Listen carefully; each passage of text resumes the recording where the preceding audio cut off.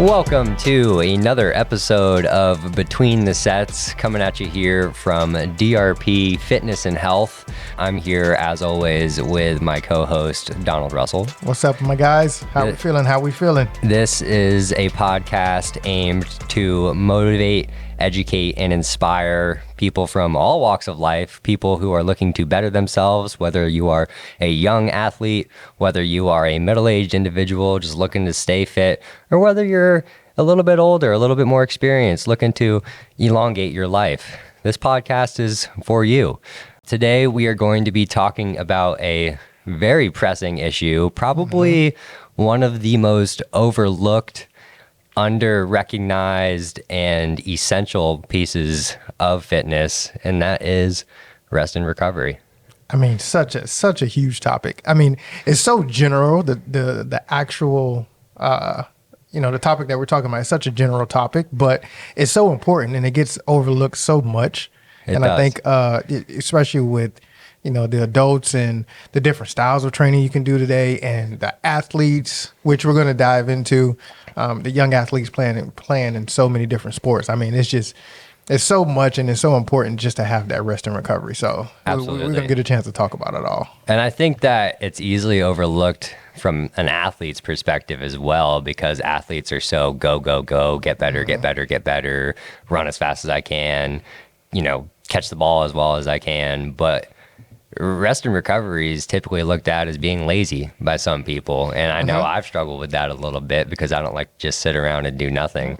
I'm sure you are the same way, especially at the level in which you were competing at.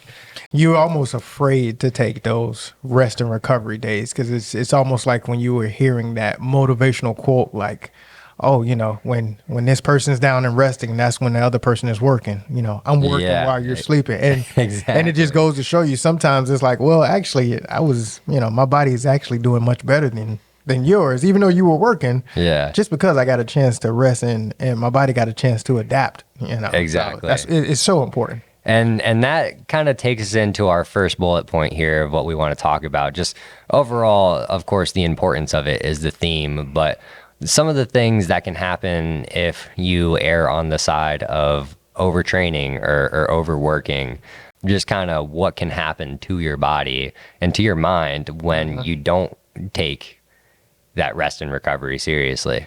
And I think it's having, days and having a structure. I think that's where we come in as personal trainers or as sports performance trainers, is to provide the structure and to make sure that their body is adapting not only to the workout, but to their actual sport or their activity that they're going to be doing moving forward. Yeah. So it's so important that we put our programs together and we understand the actual the pathway that either it's an athlete or somebody who just wants to better their lives. And it's like, okay, what are you doing on a day-to-day basis? Are you doing activities such as tennis, golf? Somebody's saying like, oh yeah, I play pickleball 4 days a week.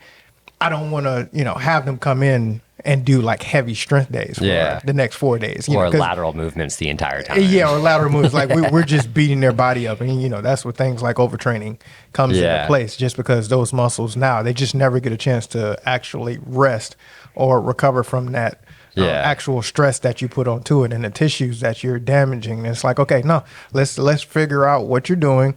How can we create a plan for you that we give your body enough time to, adapt and rest and just for you to recover not only physically but mentally from what you're doing. So and there's a couple of things that you just said that I want to make an important note of. First, we're going to get just down to the basics. For those of you who are maybe newer to fitness, maybe don't know a whole lot about it, there's a couple of important things that happen when you work out. The number one thing is you are breaking your muscles down. When you hit a heavy bicep day, a heavy leg day, whatever muscle group it may be, when you are working out properly, you are breaking down your muscle tissues. So that's important, but what's just as important is being able to go to the side, get a good night's sleep, get good nutrition, and we're going to talk about some of the important things that can be done to aid in rest and recovery, because of course it has to be intentional, otherwise you're just being lazy. But your body needs that time to build itself, for lack of a better term, back together. So that's really at the basis what we're talking about here. The other thing that you said that I want to call out, and it's something that's interesting for me being a newer trainer, is that these athletes have their own routines outside of this, their own lives. I mean, we have people that still lift 6 days a week, practice 6 days a week outside of their training sessions in here. So we do have to program it in. Like, some days, one of our athletes will be going off to nationals next week, and it'll be a Thursday prior, and we'll have to take that day as more of an active recovery day where we're working on mobility, getting the cardio up, getting the body moving, but not breaking down those muscle groups as much as we should be. Or not that we should be, but enough to where it's like, oh, I'm not working out. Like, no, you're still working out. You're still working out, and I think it says it's definitely a lot for the athletes. It's not just a weight room. It's kind of, and this better than anyone. Especially like a lot of my lacrosse players, my young athletes. It's so long. It's a year round sport. You got clubs, and you got school, and you got travel. And not only that, you're playing another sport. Some even playing 3, and which I find is so crazy now, because these sports these kids are playing, it's all at the same time. Yeah. So I mean, imagine the stress that you're putting on your body when, I've had parents, text me and say, "Hey, I would love to get my son in for training today," and I'm like, "Okay, excellent. What's the best time today?" She's like, "Okay, let's do the middle of the day," and it's like, he or she has a. We got a lacrosse tournament or a lacrosse game, at 8 a.m. We come see you at 12, but then he or she has, baseball or softball practice right afterwards. And then you even hear some say, and then we got another game later today. And it's like, wow, like when they come in, I'm like, hey, let's just stretch. Yeah, let's work on some mobility for an hour, because you're probably tight.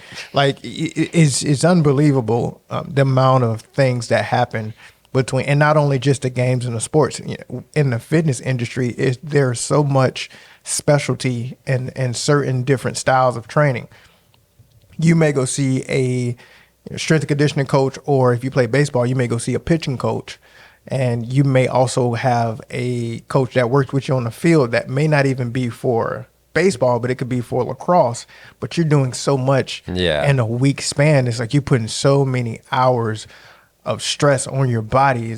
You barely even have enough time to get the nutrition part in. And nutrition is what we're going to talk about in a little bit too as well. But you barely have enough time to eat, and let alone for you just to actually go home and recover and rest.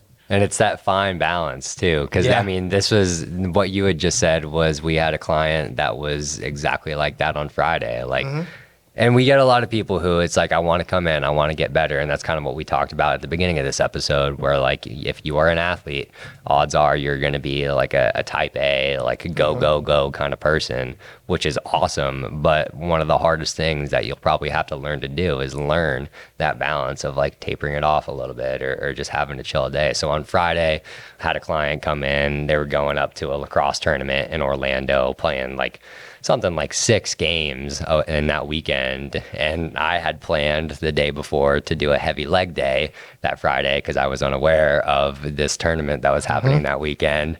And fortunately, the father of the young athlete kind of gave me a heads up that morning that, hey, we have 6 lacrosse games this weekend. So I was like, all right, we're going to do mobility for the next hour, because if I would have killed his legs, he would not have been able to compete, much less even probably run that weekend. So again, it comes into the programming, and just kind of having that understanding of everything is kind of interconnected with each other, whether it's be life, sports, recovery, strength, all that good stuff. So one of the things that I'm excited to talk about with this topic is what's out there, what's available in terms of recovery. Because in this day and age, you got your ice baths, you got your saunas, Theraguns. It seems like there's a different device to do all these different things. So I'm gonna turn this over to you at first and kind of hear what your thoughts are on recovery practices, recovery measures, things that are good, things that are bad. What are your thoughts there? I think I love all of it, to be honest with you. I love the cold plunge. When I played football, high school, college, we lived off of cold tubs in college, cold tubs and saunas. It was that simple, that basic. I think a lot of it really, it boils down all the way to the foundation of rest, let your body recover, get some sleep. What are you putting in your body for the next day or to recover from that actual workout? Yeah. Are we getting enough carbs? Are we getting enough protein? What's our body telling us? Is our muscles inflamed? Like, we have so many different warning signs that we just have to be cautious. And I think another factor is the environment. Down here in Florida, if for those of you who are not familiar with us and you're just here listening, well, for one, we thank you. But absolutely, it's we're down here in Jupiter, Florida, so you get a lot of it's just hot. And with a lot of these sports that's happening, especially for the summer, I mean, we're talking, you open the door in the morning, 8 a.m., and it's like 85 degrees, and it's so humid. So in the middle of the day, it's just scorching hot. So have you replenished yourself with enough water, enough electrolytes? Absolutely. Did you fill yourself with the right amount of carbs or the right amount of proteins to get you through the day, or just to even get you through the workout? Are you replenishing yourself afterwards? And when can you get home to let your body just rest and recover and just, get ready for your next workout or for the next day? So I think the cold plunges are great. I think it's great for after workouts. There's been some research as far as the weight training, doing a cold plunge afterwards, does it have a negative effect on the muscle growth? I think with a lot of those things, it's more so a feel. Yeah. You can lean either way. I've spoke to a lot of specialists. I spoke to doctors about, what's the adaptation that happens after a cold plunge for workouts as far as muscle growth. Does it deplenish that? Does it decrease, the muscle activity as far as growing your muscles? And honestly, it's one of those 50-50 things. Yeah. One person may say controversial topic. It's That's very why I wanted to bring it up. Yeah, it's very controversial. How I look at it is, if you're sore, I want to recover with some ice or any kind of cold therapy.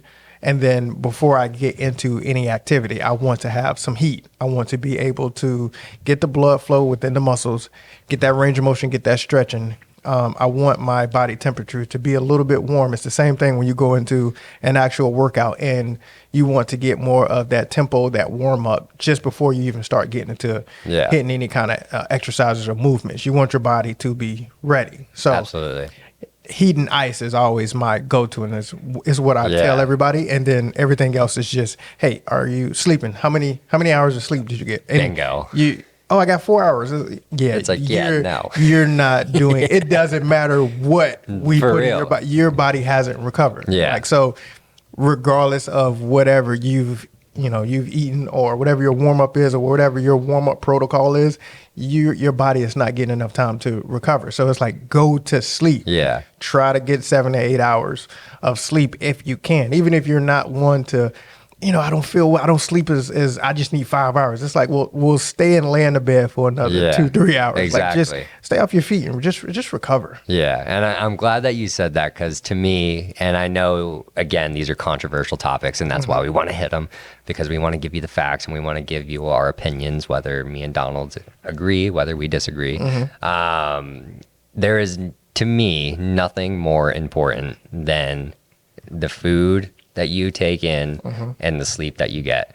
I always like to tell, whether they be, again, our young athletes or middle-aged to more experienced individuals, as I like to call them, your body is a well-oiled machine, and you have to think of it like a car. Yep. If you are driving a Ferrari around and you put diesel gas inside that Ferrari, it is going to probably explode. I don't know exactly what's going to happen. I'm not the biggest car guy in the world. We don't own a Ferrari. We wish we do. Yeah, neither Donald or I. Just a sneak peek. We do not drive Ferraris.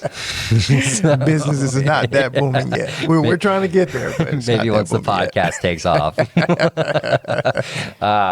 But to Donald's point, like, nothing else is going to really matter outside if you're not getting proper sleep, and if you're not getting proper nutrition. So Yeah, we can that's break simple. down the details of that, but to put it out simply, carbs an hour plus before you do extensive exercise, because your body is going to use those carbs as the fuel, as the energy, the gasoline, if you will, to expend during that workout, and some fat, and then protein afterwards, whether it's lean chicken, whether it's steak with the healthy fats in it. That's what's going to help your muscles build back together, because again, going back down to the basics here, your muscles are made out of protein. When you are in here, when you are playing a game, when you are doing anything active, you are breaking down those proteins that are in your muscles, and it is absolutely essential to get those proteins back into your body so that they can repair your muscles. I mean, I preach that to, it doesn't matter whether you're, 60, whether you're one of our 10-year-old young studs that comes in here. Like, I ask all of them, what are you doing after this? Yes, what are you eating? Their answer better be 20 grams of protein.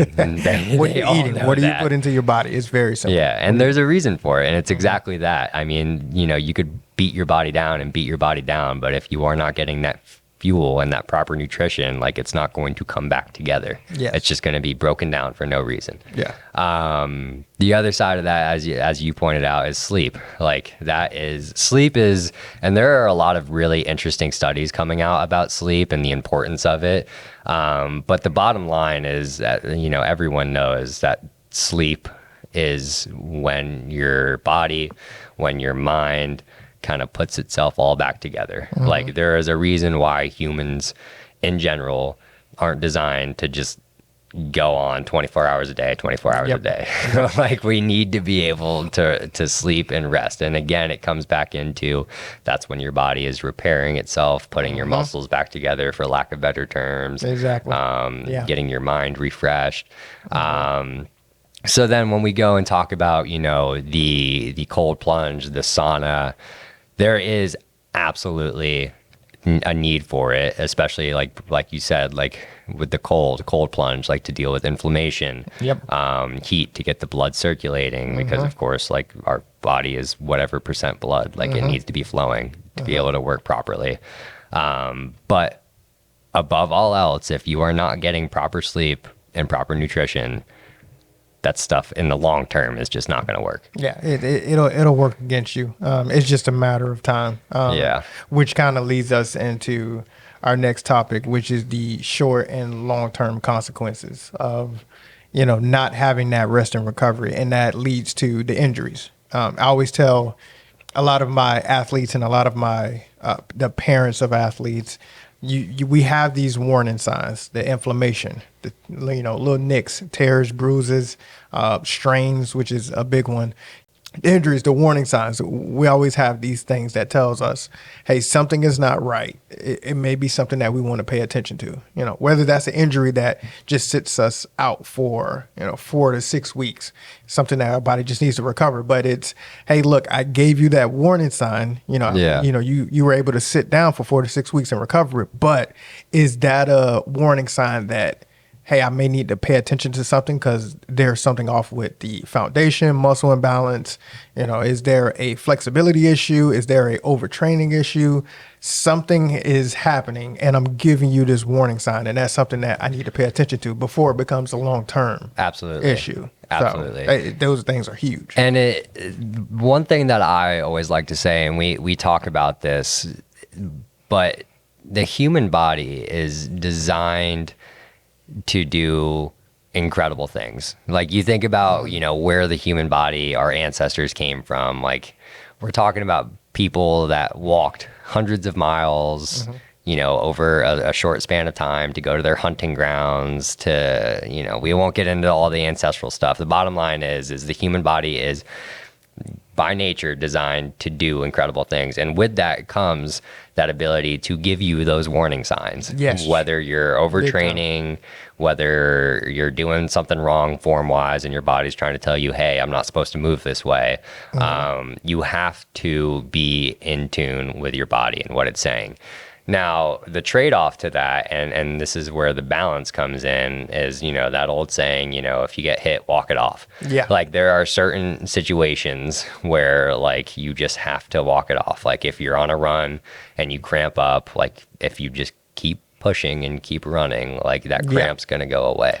Yeah. So there's a little bit of an asterisk there, but in general, just be in tune with your body. Yeah. Like, if your ankle hurts, try to walk. If it hurts while you walk, then odds are something's probably not right. So yeah, something usually is. One of my college coaches used to say, "Are you in pain or are you injured?" Yes. Those are two totally different things. Very different things. It's two totally different things. And even when I played in college, I remember having a sprained MCL tear, and it was like, crap, this thing hurts. But again, do you want to lose that starting spot? Like, you got an opportunity here to showcase what's going on. So ask the question, are you in pain or are you actually injured? And those things are huge. And that was one of the things that every game, especially when I played at University of Kentucky, every game was such a battle because, these guys who you're playing, they call it the baby NFL for a reason. Like, the SEC was just no joke. No joke. It was almost like if you was a second string guy or a third string guy, you were really like a first string, but we call it 1A or 1B, because by week 5, you're like, I can barely walk. And I remember that was half the games. After every Saturday game, it was like Sunday I could barely move. Monday, okay, I'm able to walk a little bit, but it hurts to put my hand over my head, scratches, bruises, everything. Tuesday is like, oh, good, I can finally walk without limping. Wednesday was I can jog. Thursday, okay, I'm back to about 3/4 speed. Friday, I better hurry up and get as much rest as possible because you're going to war again on Saturday. Yeah. And you do it all over again. And that's then the cycle. Each week it gets worse and worse and worse. By the time the end of the season came, you were like, oh, okay, I could tell you what body part doesn't hurt more than what hurts. Exactly. And that's the thing about rest and recovery. And that's why it was so huge for us. Hey, during the week, rest your body. Yeah. Put nutrition into your body, like recover. Like, those things were huge. Yeah. And it's interesting that you bring that up as well, because I mean, I've been watching a lot of playoff hockey lately. And for a fact that shout out to the Panthers, the Florida Panthers taking down those New York Rangers. Bring it home. We're bringing home the Stanley Cup. Bring it home. The redemption season. But it's the same with football and the same with hockey, the way I see it. And obviously you come from a much higher level. I mean, I never even played football, so there's that. But lacrosse is a similar contact sport. Yeah. But the bottom line is, when you're in those playoffs or when you're in that late season, like, your body's just not going to be at 100%. No. And that's where the risk reward factor comes into me. Like you just said, like, there's always someone coming for your spot. So, if it's game time and, your calf's a little tweaked up, you got to ask yourself, like, okay, should I push on here and play in this game? Because am I going to lose my starting spot? Or if I do push on and play through this game, am I going to injure my calf in a way that is season ending, and then you're definitely losing your spot? That's when that nutrition and sleep comes in, big time. Exactly. You just got to listen to your body, and especially for, even for some of our adults when they're doing workouts, and I always tell them, hey, I'm only seeing you for 45 minutes to an hour of your day. What happens outside of here, you have to let me know before that next workout, so I can kind of prep for what's going on. So if I trained you on Tuesday and then you went and played pickleball on Wednesday and you injured something, let me know. If you tweak something on Wednesday, let me know, because Thursday I may be programming for you to do something that involves, whatever muscle group that is that you're injured by or hurt. So I need to know that, because I could be making something worse. Absolutely. You could have a tweak in the hamstrings, and all of a sudden now I'm making you do deadlifts, or I'm making you do, hamstring curls, and it's like, next thing you know, Friday you text me like, oh my, I can't, it hurts like bad. And I'm like, okay, I may have made it worse with the actual workouts, because we didn't give your body enough chance to recover from that type of injury. It may have been inflamed. So those are things that we need to watch out for. So it's huge to actually prep and program the workouts.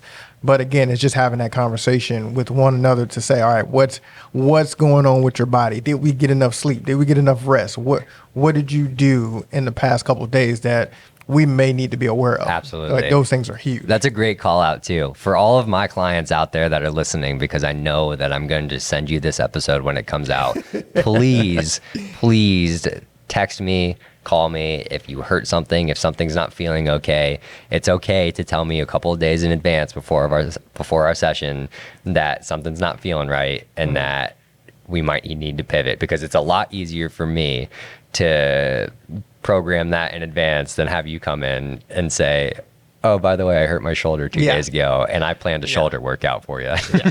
And a side note to new and young personal trainers, like it's not all about just working out and creating a plan for them. You become almost like best. I tell everybody, I have so many best friends in the gym that I'm texting them all day. What's going on? Or they're sending me pictures. Hey, look what I'm eating. Did you see this new restaurant? Like, we become so close. So it's not just about the training. The training happens, when they're here, of course, but what happens outside, you need to know that too. It's almost like you're that nosy neighbor. I need to know what you're doing. Where are you sleeping? How are you sleeping? What kind of covers you got? Where are you sleeping? What kind of water you drinking? Like, I'm literally like a stalker when it comes to hey, I seen you driving over, in this strip mall. I only see fast food restaurants in that strip mall. Why were you there? Why were you there? I need to track your location. We're watching you, clients. We're watching you at all times. All of you. We're watching all of you. We have a network of spies. Everywhere. Kyle's kidding. I'm not kidding. I watch you. I'm not I kidding. watch your Instagrams. I watch everything. Any other points to make about the topic of rest and recovery? I think that there's a lot that we could say about this. I mean, our clients know that we preach this stuff all the time. There is a lot we could say. I think the last I would kind of lean on is the strategy for, I would say, like, for youth athletes, parents of youth athletes, understanding and knowing when something is not wrong, with your child when they're playing the sport. Understand, if they have those nicks and bruises, making sure you have that conversation with them, just trying to figure out how they're feeling or what's happening with their body, or even what I like to call the mental days. It may be one of those days where, you as a parent, you go to your child and say, hey, look, I know we have practice and all that. We're not doing none of those things today. You're going to go to the beach, or you let you stay home, play some video games, just relax and get them away from the sport. I think it's huge now, just because, with the social media, the multiple sports you're playing in a day or in a week, sometimes you just need to step away. It's not even about an ice bath and heat and all those things are great, but sometimes it's about, hey, you know what? Don't even think about your sport today. How you wake up when you want to wake up. We'll do our things. We'll get you the nutrition. I still want you to get your rest and your recovery. But play your video games. Go be a kid. Go and just enjoy yourself. Absolutely. And if you want to go play video games until late, do so. If you want to go out and just have that mental day for yourself. And I think that's huge. I think that's huge for everyone, because even for ourselves, we train so much and we coach so much. For everyone else, I think, we also have to have our mental days where we step away from the gym. Yeah. We kind of step away from everybody, even, if it's not for a day, for a few hours, to just reset. That's so huge right now. And it's so big right now in the industry, especially the fitness industry, knowing how to reset yourself mentally and just get away and just unplug. I think that's huge. The mind will always quit before the body does. Yes, it will. All of my clients hear me scream that at all times. Yes, it will. And I mean it. You got to take care of your mind because of that. Because if your head's not in the game, then it doesn't matter how good to go your body is, because you're going to either not be focused and get yourself injured. You're either going to quit on yourself and just not get the most out of the workout. So take care of your mind out there alongside your body. So, closing bullet points, in no particular order. Number one, sleep and nutrition. You need it. You need to embrace it. You need to focus on it. Number two, don't overtrain. It's okay to take a couple of, well, not a couple, but a day or two off, to really listen to your body, be in tune with your body. And that leads me to my third bullet point that I was going to say. Just listen to your body. Your body is a well-oiled machine. It is designed through thousands of years of evolution to perform at very high levels, and it's there to tell you what it needs and what it does not need if you just pay attention to it. So and strategies, and having those mental days, man. Listen to yourself. Listen to what's going on. Not only physically but mentally. Have those days where you just get away. Absolutely, get away and relax, man. Take care of yourself out there. Take care of yourself, man. Well, our prestigious audience, I think that about wraps things up. There you go. Donald has been itching to use that button. I've been itching. When I figure out all 4 of these buttons, you guys are gonna get sick of me. We got a clap button too. I think it's this one. I'm loving it. There you go. Yeah, all right. Thank you. Please.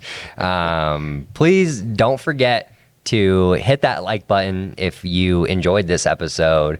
If you want to see or hear more episodes like this, hit that subscribe button. We're going to be coming out with these podcasts pretty consistently. Hit that notification bell so you don't miss anything. If you don't like what we had to say here, if you have varying opinions on rest and recovery, or if you just want to chime in on you like something that we said, go ahead, drop a comment. We will be paying attention to the comments. We will be interacting with you guys.